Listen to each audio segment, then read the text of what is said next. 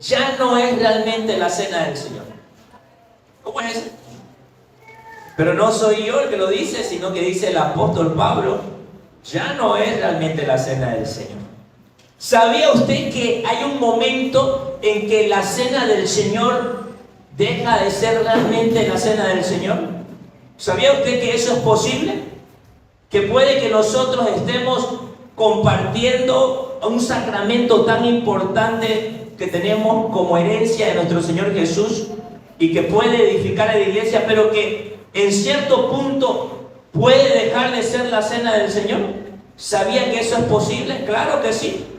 El apóstol Pablo dice que cuando nosotros estamos celebrando la cena del Señor, recordando lo que Jesús hizo por nosotros, cuando los cristianos de esa congregación viven de manera egoísta, viven en disensiones y peleas, y se olvidan cuál es el propósito de la cena del Señor, eso realmente deja de ser la cena del Señor. Y en lugar de traer un bienestar espiritual, algo bueno a nuestras vidas, puede llegar a ser dañino, aún causando enfermedad y muerte. Y yo quiero que usted lo pueda leer conmigo, porque algunos me están mirando medio raro. ¿Cómo es? ¿La cena del Señor deja realmente de ser la cena del Señor? Léalo conmigo. Vamos al libro de Primera de Corintios, capítulo 11, versículo 17 al 22. Y yo quiero que me acompañe con la lectura para que juntos podamos entender lo que el apóstol Pablo nos está diciendo. ¿Okay? Acompáñenme, dice: al escribirles lo que sigue, no puedo felicitarlos. Por favor, atentos. Al escribirles lo que sigue, no puedo felicitarlos, pues parece que sus reuniones le hacen daño en vez de hacerles bien. Wow. Versículo 18. En primer lugar, se me ha dicho que cuando la comunidad se reúne, hay divisiones entre ustedes, y en parte creo que esto es verdad. Versículo 19. No cabe duda que ustedes tienen que dividirse en partidos para que se conozca el valor de cada uno. Y el versículo 20 dice, léalo fuerte este pasaje por favor: el resultado de esas divisiones es que la cena que ustedes toman en sus reuniones ya no es realmente la cena del Señor. ¿Qué dice el apóstol Pablo? Vamos, que la cena que ustedes comparten, ¿qué dice? Ya no es.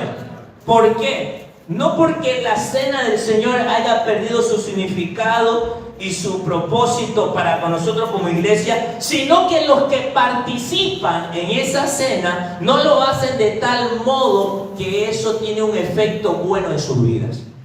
Y por eso más adelante el apóstol Pablo dice: muchos de ustedes han tomado indignamente la cena y esto ha causado que estén enfermos y algunos hasta muertos. En lugar de que la cena del Señor pueda producir vida, está causando enfermedad y muerte. Pero no porque ésta sea mala o haya perdido su esencia, sino porque nosotros o aquellos que participan en la cena del Señor no lo están haciendo como debieran. No están viviendo acorde a lo que esa cena significa. Y yo quiero que podamos analizarlo. Esa es la introducción. Quiero que podamos analizarlo con calma. Y algo que quiero que notemos para empezar es el contexto en que estos versículos lo estamos leyendo. Quiero que note el tono en que la carta es escrita por el apóstol Pablo. ¿Usted se ha dado cuenta del tono con el que escribe el apóstol Pablo?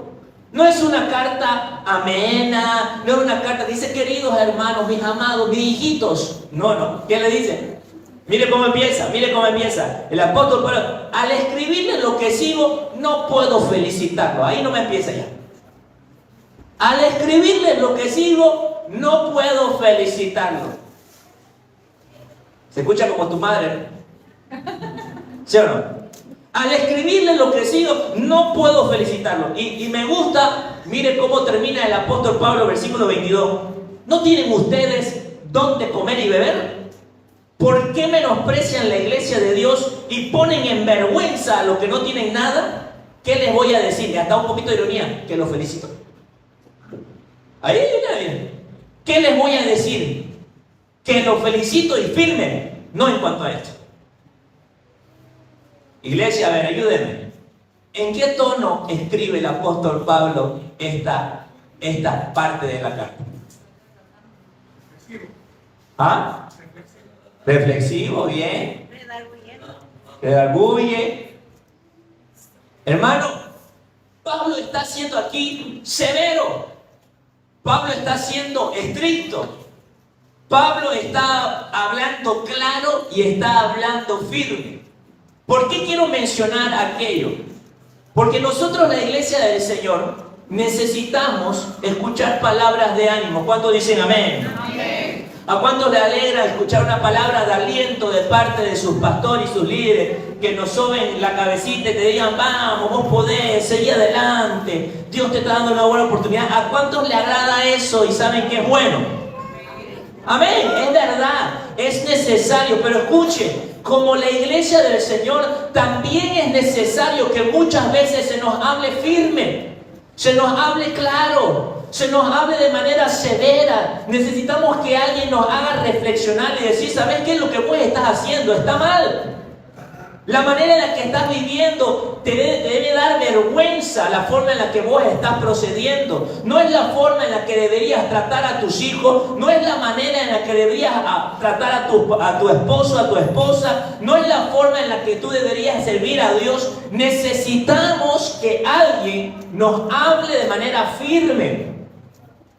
Pero saben que tristemente en los tiempos que vivimos ya no es posible hablarle a la iglesia así, porque hoy en día la iglesia se ofende. Hoy en día la iglesia es tan sensible que no podemos hablarle como el apóstol Pablo, porque se va diciendo, me voy de esta iglesia porque no hay el amor de Dios. ¿Dónde está el amor de Dios en este lugar? Hoy en día los líderes, los pastores tristemente tienen que con pinzas usar sus palabras para no ofender a la gente. No porque el pastor o los líderes estén haciendo mal al hablar de esa manera, sino porque la iglesia no ha entendido que hay momentos en nuestra vida en que necesitamos oír una palabra firme, una palabra severa, una palabra estricta que nos haga reflexionar que la manera en la que estamos viviendo o la decisión que estamos tomando no es la acertada, no es la correcta, no es la que agrada a Dios. Necesitas que alguien te hable fuerte. Amén, amén. ¿Ve? No le gustó. Por eso me voy a tomar un trago de té. Vamos, iglesia. Diga conmigo, necesito, dígalo fuerte, necesito, como iglesia del Señor, que algunas veces se me hable claro, firme y hasta severo. ¿Cuántos de ustedes le hablan a su hijo? Ay, hijito, otra vez dejaste la tapa levantada del baño. Ay, mi amorcito, anda a bajarla. Eso lo haces la primera vez. Eso lo haces hasta la segunda. Digamos que tenés la paciencia de Cristo hasta la tercera.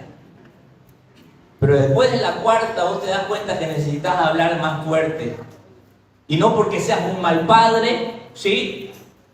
Simplemente porque muchas veces se nos hace falta hablar de manera firme para que la gente entienda y comprenda, esa persona que tú amas, entienda de que está haciendo mal, de que no es el camino, de que no es la forma.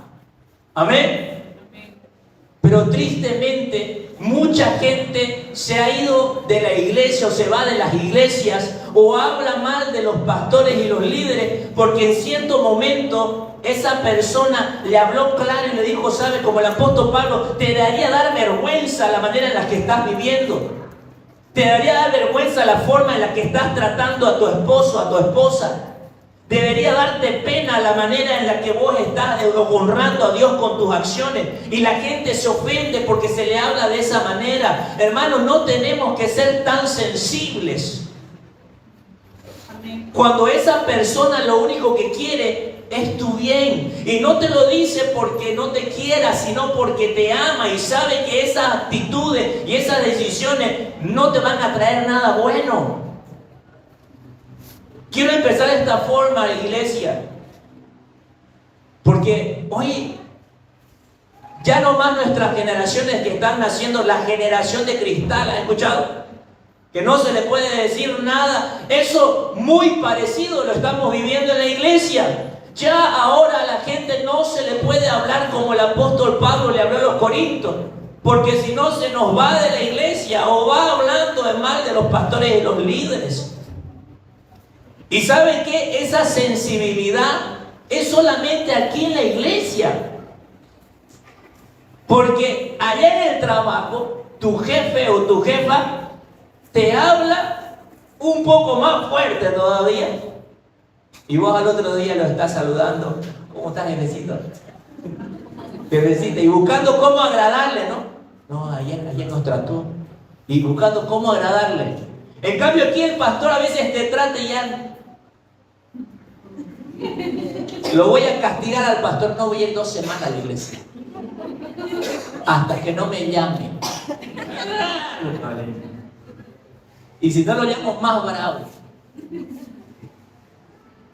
Hermanos, dejemos de ser tan sensibles y estemos dispuestos a oír una palabra de parte de corrección de parte de nuestros líderes. ¿Cuántos dicen amén? Amén. ¿Cuántos van a dejar esa sensibilidad allá afuera? Amén. ¿Está bien? ¿Sí? ¿Es correcto? ¿Cuántos creen que es necesario que se nos hable de manera firme muchas veces? Amén. Muy bien, lo espero esta semana en mi oficina. Para que conversemos, para que charlemos. Amén. Necesitamos que se nos hable de manera firme. No se ofenda. No sea tan sensible. Te voy a decir, vos, ¿cómo se llama ese colino que vos comprar para sensibilidad? Sensitive. No se te va a decir colgate sensitive. Para ansia sensible, dientes sensibles. No, deja de ser tan sensible. Muchas veces te tiene que hablar duro y vos sabés que esa persona te lo hace por tu bien, lo hace porque te ama, lo hace porque te quiere, lo hace para que entiendas de que lo que estás haciendo no está bien y necesitas cambiar. ¿Amén? ¿Por qué no le dan un fuerte aplauso al Señor? Dios es bueno. Dios es bueno. Miren lo que el apóstol, todo lo que el apóstol habla en este pasaje es muy interesante. Miren cómo empieza el 17. Dice, al escribirles lo que sigue, no puedo felicitarlos, y escuche esto es serio, pues parece que sus reuniones le hacen daño en vez de hacerles bien. Entonces eso quiere decir que tú puedes ir a una iglesia, a una reunión, donde tristemente, en lugar de que la reunión, el servicio te haga bien, te hace daño. Según el apóstol Pablo, eso es posible. ¿Está conmigo acá? Hermano, el apóstol Pablo está diciendo algo serio. Él está diciendo, cuando en una comunidad de creyentes no hay el ambiente correcto de amor, perdón, unidad y de ayuda mutua, él está diciendo, en esa comunidad, en lugar de que se reúnan para salir más espirituales, en lugar de que se reúnan para salir más motivados a servir a Dios, en lugar de que salgan de ese lugar decididos a apartarse del pecado, esa gente que se reúne en ese lugar, por cuanto no trabajan para que haya el ambiente correcto, esa reunión les hace más daño que bien. Hermanos, eso es peligroso. Usted y yo debemos trabajar para que cada persona que llegue a este lugar, en lugar de salir dañado, salga restaurado. ¿Cuántos dicen amén? Amén. Usted y yo debemos trabajar para que en esta congregación la persona que llega no salga más ofendida, salga amada. Salga sintiéndose aceptada, salga decidida a dejar la vida pasada, porque ve que en este lugar los hijos de Dios en esta casa lo inspiran a cambiar, a ser transformado. Dice, sí se puede vivir para agradar a Dios. Pero el apóstol Pablo está diciendo, ustedes se reúnen y en vez de que les haga bien, les hace daño. Y eso mismo sucede con la cena del Señor. Dice, la cena del Señor deja de ser realmente la cena del Señor y en lugar de producir vida, produce muerte. Mire, la reunión y la cena del Señor son dañadas, pierden su propósito, no en sí mismas, sino por lo que nosotros hacemos como iglesia. ¿Qué pasa con la cena del Señor? Léalo conmigo. 1 Corintios 11, 29, 30. Mire lo que pasa con la cena del Señor cuando nosotros no trabajamos como iglesia en nuestras vidas. Léalo, dice: porque si come y bebe sin fijarse en que se trata del cuerpo del Señor, para su propio castigo come y bebe. ¿Para qué come? Para su propio castigo. Y lo aclara el versículo 30. Por eso muchos de ustedes están enfermos y débiles, y también algunos han muerto. Hermano, ¿qué es aquello que el apóstol Pablo dice? ¿Qué es aquello que hace que la cena del Señor deje de ser la cena del Señor y en lugar de producir vida, produce muerte? ¿Qué es aquello que hace que una reunión que tiene el propósito de producir la vida espiritual de Dios en nosotros, en lugar de hacernos bien, nos hace daño? Esto es lo que mucha gente le llama y dice: no debes tomar la cena del Señor indignamente. Y por un lado tiene que ver con tomar conciencia de lo que esto significa, pero escuche, por otro lado tiene que ver con las actitudes y las acciones que nosotros tenemos como iglesia. Hay gente que dice tomar indignamente la cena del Señor habla del inconverso. Sí, de cierta manera sí, porque esa persona está en pecado. Habla de aquel que no ha confesado sus pecados y está en pecado, no puede tomar la cena del Señor. Eso indignamente sí, de manera general podemos decir que eso es verdad. Pero si usted mira el contexto en el que Pablo está hablando, señala dos cosas que hacen que tanto el inconverso como usted y yo tomemos la cena del Señor indignamente, y en lugar de hacernos bien nos hace mal. ¿Cuáles son esas dos cosas? Número uno, las divisiones. Diga conmigo, las divisiones. Y número dos, el egoísmo. Muchas veces los cristianos dicen: no hay que tomar la cena del Señor indignamente. Entonces confesar tu pecado y luego pasar al frente y servirte. No, aceptar a Jesús en tu corazón y puedes servirte la cena del Señor. Eso es válido, pero cuando yo veo este pasaje, el contexto en el que Pablo está hablando, él está señalando las divisiones y el egoísmo.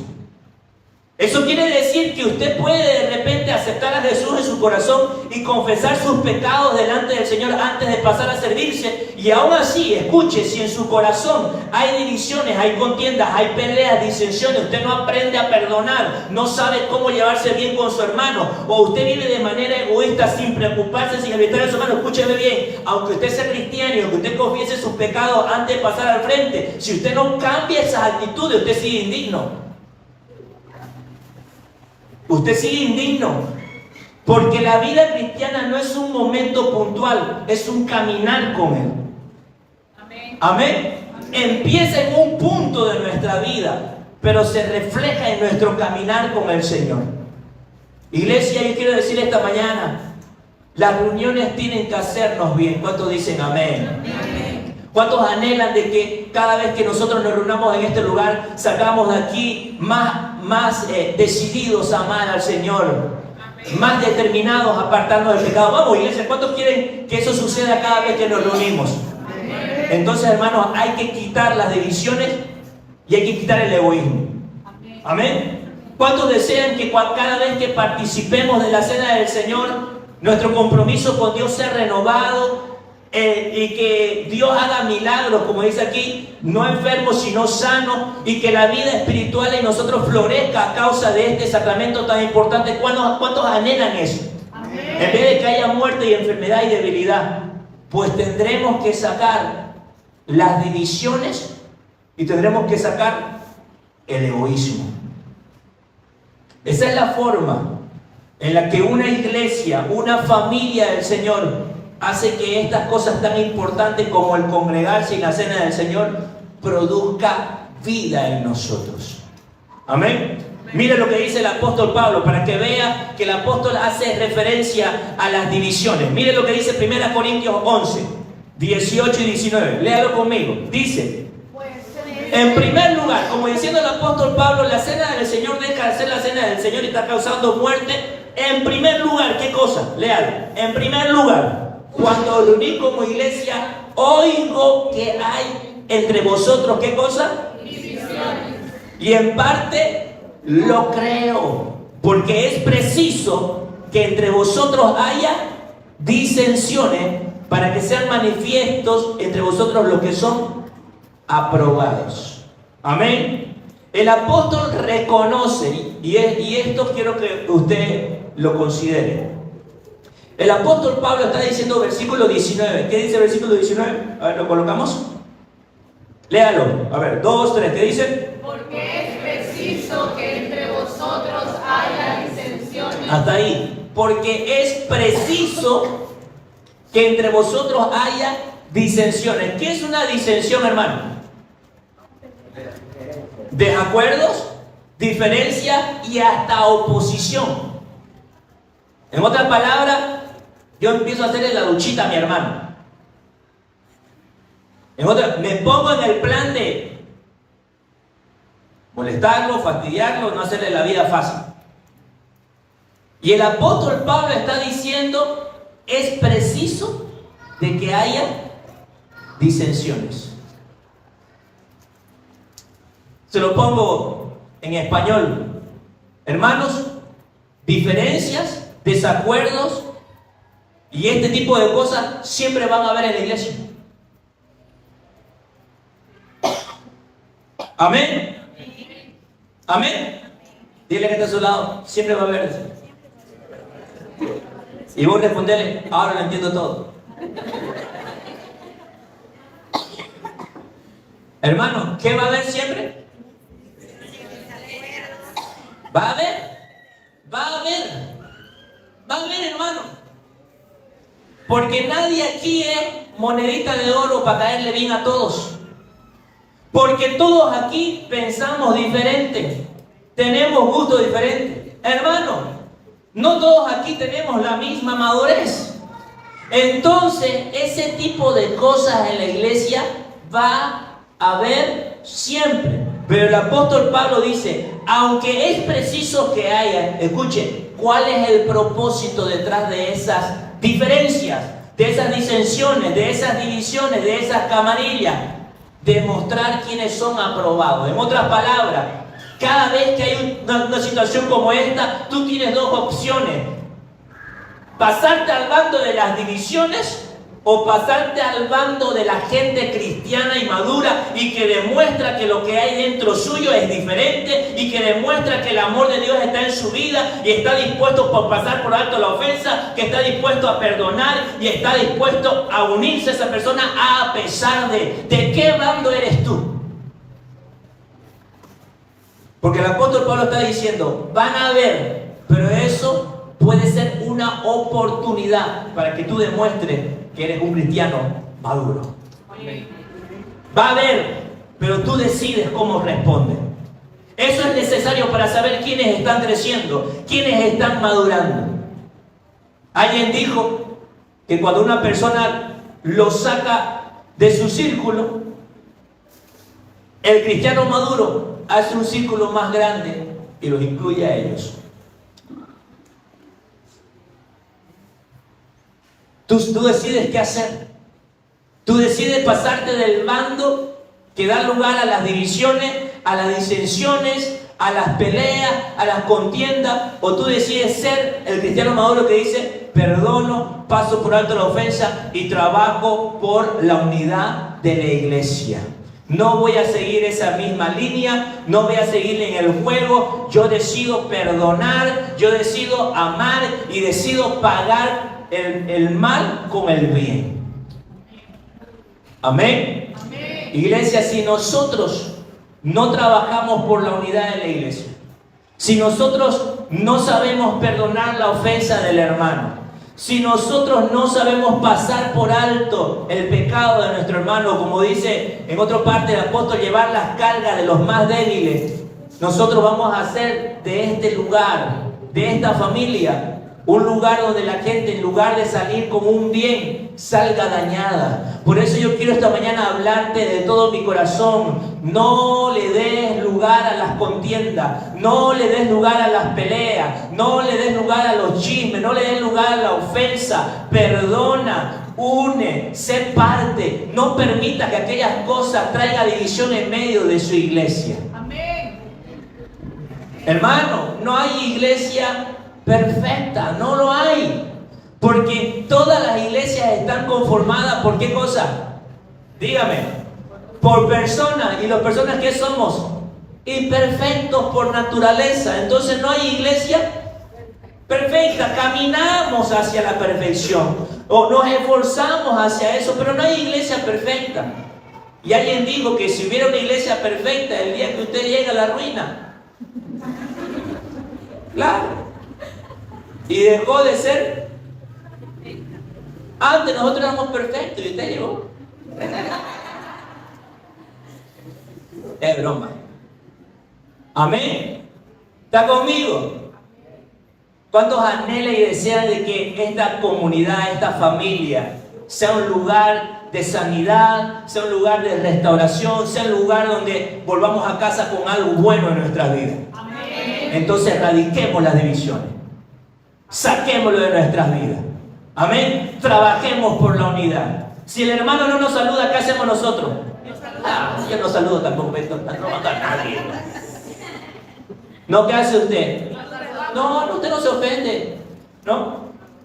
Hay gente, escuche, yo le voy a contar esto como pastor, son cosas que pasan a los pastores. Hay gente que se ha ido de la iglesia porque yo no le he saludado. ¿Sabe usted eso?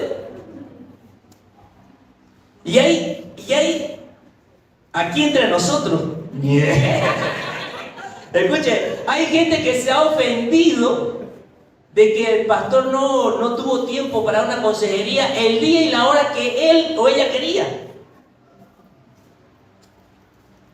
Como si no estuviera ahí, no esperando, ¿a qué hora me llamarán los hermanos? No, tenemos muchas cosas que hacer y no siempre vamos a estar, nos esforzamos para estar disponibles para usted, para servirle, para dar una palabra que usted necesita. Oramos todos los días para eso, pero muchas veces hay cosas que tenemos que hacer y la gente se ofende. Hermanos, cosas como esta en el ministerio, cuando estamos poniéndonos de acuerdo que el uniforme, pero yo quería, que yo no quería ese color, a mí no me queda, pero que este queda, pero el otro quería, y como ese sodulado del pastor, eso se hizo.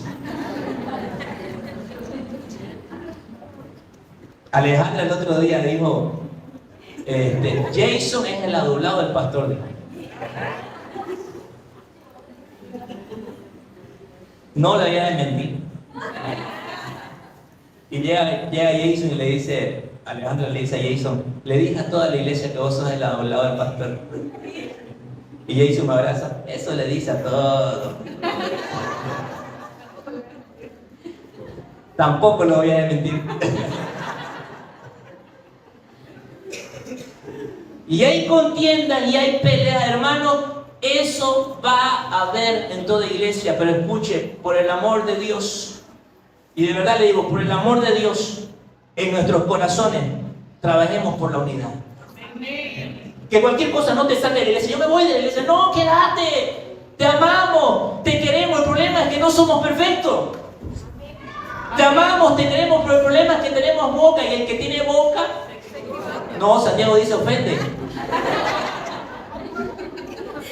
Oye, ¿qué tal en el mundo o en la iglesia? Santiago dice que el que tiene boca ofende y el que no ofende es perfecto. Por favor, hermano, comportémonos en la iglesia. Ve, aquí nomás ya lo perdono, ya paso por las ofensas. Yo también tengo que perdonar. Amén. Dígale que está a su lado, no te vas. No pensés en irte, decirle. Si te ofendo, perdóname. Amén. Amén. ¿Está bien? Ya, denle un fuerte aplauso a ese. Señor, gracias. Gracias por enseñarme. Así usted va a ser un cristiano más maduro. Así usted va a ser un cristiano más maduro. Que no la primera se va a estar yendo, enojando, haciéndose la víctima. No. Usted va a ser firme, amén. Amén. No importa, igual. Más bien usted le compra un refresco y le lleva, hermanita, ¿cómo está? ¿Qué ha hecho? Y sonríe y habla y charla. Amén. Esa es nuestra actitud, ese es el amor de Dios en nuestra vida. Número 2, ¿qué es lo que hace que algo tan hermoso como reunirnos, en lugar de hacernos bien, nos haga daño? ¿Qué es aquello que algo tan sagrado como la cena del Señor deje de ser realmente la cena del Señor y en lugar de producir vida, produce muerte? Lo segundo es el egoísmo. Hermano, y eso sí que está muy arraigado en la iglesia. Vivimos en una generación en que la iglesia es egoísta. Pastor, ¿cómo dice eso?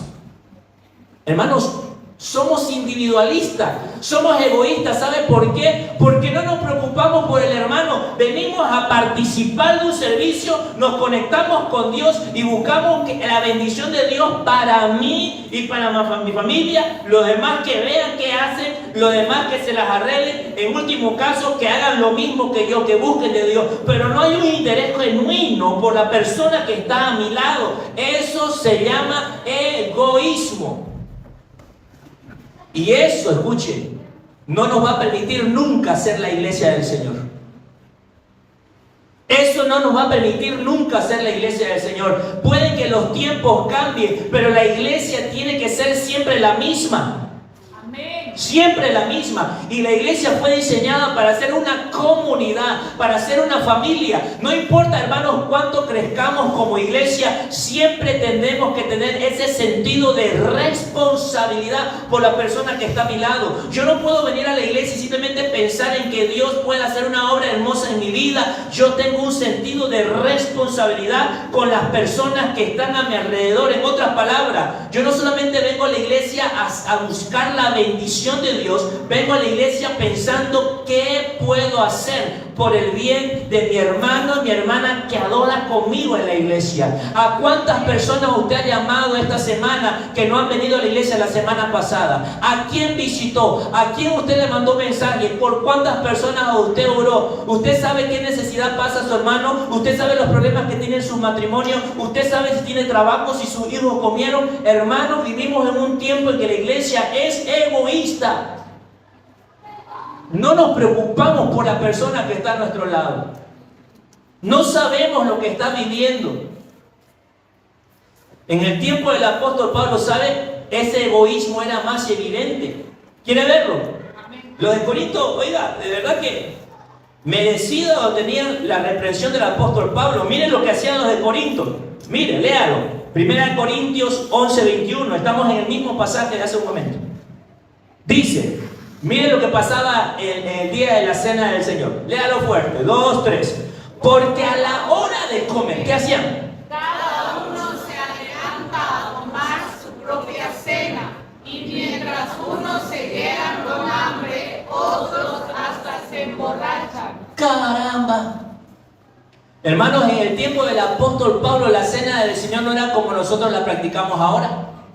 Nosotros ahora compartimos un pedacito de pan y un poquito de vino y alcanza para todos. Pero en el tiempo del apóstol Pablo, en los tiempos de los discípulos, la cena del Señor era literal, una cena que se compartía con todos en la iglesia, y cada familia traía para servir y compartir con los demás, recordando lo que Cristo Jesús hizo por ellos. En otras palabras, es como si yo le dijera: hermanos, vamos a celebrar la cena del Señor a la manera bíblica. La otra semana cada familia va a traer para compartir algo para comer, y cuando compartamos la cena y tomemos el jugo, vamos a recordar lo que Cristo hizo por nosotros. ¿Está bien? ¿A cuánto le gustaría así? A mí me gustaría, mira. De verdad, buena idea. Fuera lindo, ¿no? Celebramos la cena y después comemos. Lindo, ¿no?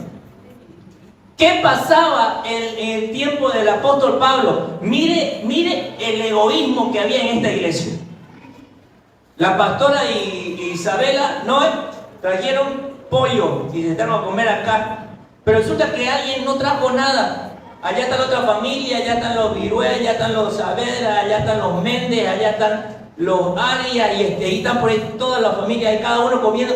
Pero hay familias que no trajeron nada. ¿Saben qué pasaba en esa iglesia? Cada quien comía lo propio, sin levantar la cabeza. Y se olvidaban. ¿Y se quedaban con qué? Con hambre. Pregunto, ¿eso es egoísmo o no es egoísmo? ¿Se veía mal? Horrible. Por eso la cena del Señor dejó de ser realmente la cena del Señor. Y en vez de producir vida espiritual, ¿qué creaba? Mayores contiendas, mayores peleas, amargura, tristeza. Ya dejó de ser una bendición y empezó a traer ruina a la iglesia. Hermano, hoy en día no sucede eso en la cena del Señor, porque compartimos un pedacito de pan y un poco de vino, y eso es suficiente para recordar lo que Jesús hizo por nosotros. Pero el egoísmo muchas veces continúa. ¿Por qué? Porque velamos por lo propio y no pensamos en el hermano. No en el sentido de la comida, sino en toda su vida. No sabemos qué le pasa a ese hermano, no sabemos cómo está, no sabemos qué hizo, no sabemos cómo se la arregla cada semana. Venimos a la iglesia, vivimos nuestra fe, y allá ellos ¿qué hacen? Eso no puede ser en la iglesia. Por eso usted, escuche bien, tiene que conectarse a un grupo de conexión donde pueda crear relaciones. Usted tiene que unirse a un ministerio donde pueda conocer a otros y acompañar a otros. Usted tiene que buscar la manera de cómo ser parte de la iglesia para que haya ese sentido de responsabilidad. Hermanos, si queremos que las reuniones nos hagan bien y queremos que la cena del Señor traiga vida, nosotros tendremos que quitar el egoísmo y tiene que haber en nosotros un sentido de responsabilidad por mi hermano. ¿Cómo está mi hermano? ¿Está creciendo en el Señor? ¿Está avanzando? ¿Tiene trabajo? ¿Cómo está con su familia? ¿Cómo puedo ayudarle? ¿Por qué no habrá venido? Tiene que haber ese sentido de responsabilidad. ¿Cuántos están de acuerdo conmigo que eso es algo que tenemos que trabajar? ¿Sí? ¿Está de acuerdo conmigo? Hay que trabajarlo. Los pastores y los líderes nos esforzamos por hacer eso cada semana. Estamos llamando cada semana a quienes no han venido, preguntándole cómo están, orando por ellos, teniendo una palabra de Dios para ellos. Pero eso no es trabajo solamente de los pastores y los líderes. Eso es trabajo de todos. De todos. ¿Usted se siente responsable de las personas que están a su alrededor? ¿Usted anda pensando siempre en 2, 3 personas las cuales usted dice, ¿por qué no habrá venido? ¿Cómo estará este hermano? Y le llama. Por eso usted tiene que prepararse como un líder de esta iglesia, porque así usted, bueno, esa responsabilidad tiene que haber desde ya, pero como líder usted va a tener un grupo de personas las cuales se le va a asignar para que usted las busque, las llame y las haga crecer en el Señor. Pero aún sin ser líder, esa responsabilidad tiene que estar en nosotros. Usted tiene familia, usted tiene amigos, usted conoce a la gente de aquí. Mire, a ver, un ejemplo. Piense en 2 personas que no han venido hace 1 o 2 semanas. Piensen. Piénsela. Ya tienen las 2 personas. Yo tengo varias aquí. Aquí tengo varias. ¿Ya tienen mente? ¿Tienen mente todavía? ¿Todavía? Puede ser familiar, un amigo o gente que usted conoce aquí en la iglesia. Pregunto, ¿qué ha hecho por ellos? ¿Qué ha hecho por ellos? ¿Ha orado? ¿Los llamó? ¿Sabe cómo están? ¿Saben cuál es su prueba? ¿Los visitó? Hermanos, eso es lo que tenemos que erradicar de nuestra vida. El egoísmo. Y tener un sentido de responsabilidad por las personas que están a nuestro alrededor. Que según la Biblia es nuestra familia en el Señor. Amén. Hermanos, si nosotros hacemos eso, escuche bien, cada vez que nos reunamos, este lugar será un lugar de bendición para ti y para tu familia.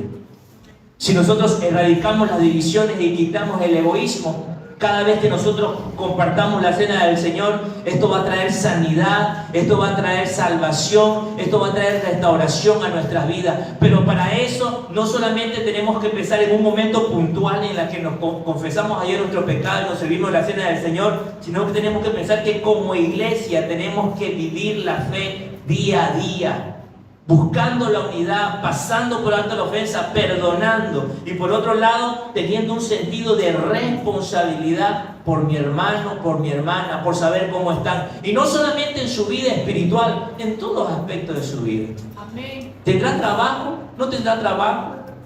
¿Cómo estará con su familia? ¿Cómo estará luchando con sus hijos? ¿Cuáles son las necesidades que tiene en este tiempo?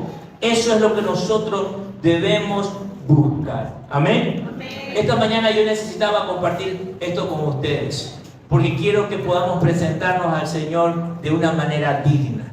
Y eso no solamente es el resultado de aceptar a Jesús en nuestro corazón y pedirle perdón por nuestros pecados, sino también de la decisión de vivir de acuerdo a los principios que Él estableció para su iglesia, dejando de lado las divisiones, dejando de lado el egoísmo, buscando el perdón, la reconciliación y la unidad, y buscando el bienestar de los demás y no solamente el propio. Amén.